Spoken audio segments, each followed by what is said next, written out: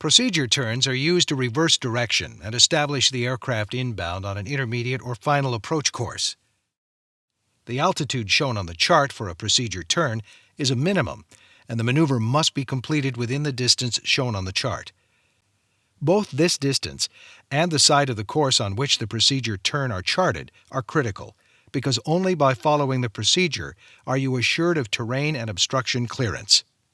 A procedure turn is a required maneuver except when the symbol No PT is shown, when the aircraft is being radar vectored for the approach, when conducting a timed approach, or when the procedure turn is not authorized.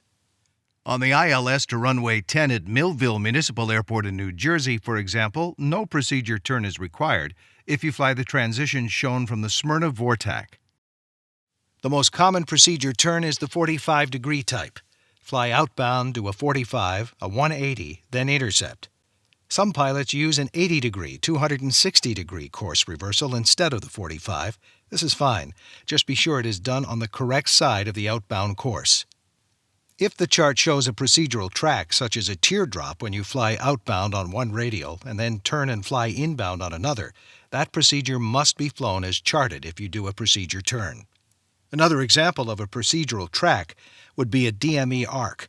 At Beeville Municipal in Texas, the DME arc is at 2,000 feet, 9 miles from the Three Rivers Vortac.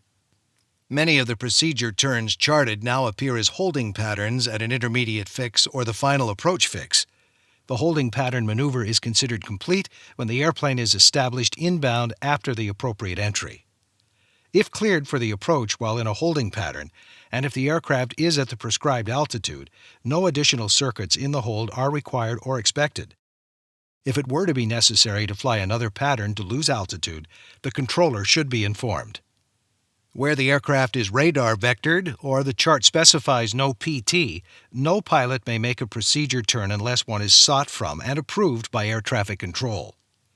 In actual practice, procedure turns are rarely flown unless you happen to be flying to an airport where there is no radar coverage and there is no published transition from the direction of the aircraft's arrival.